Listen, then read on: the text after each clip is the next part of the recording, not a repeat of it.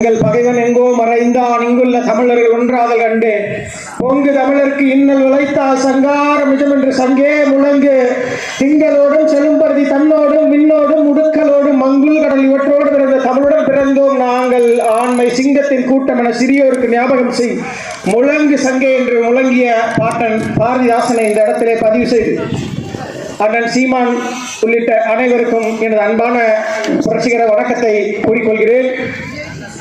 இது நாம் தமிழர் கட்சியின் தேர்தல் களம்.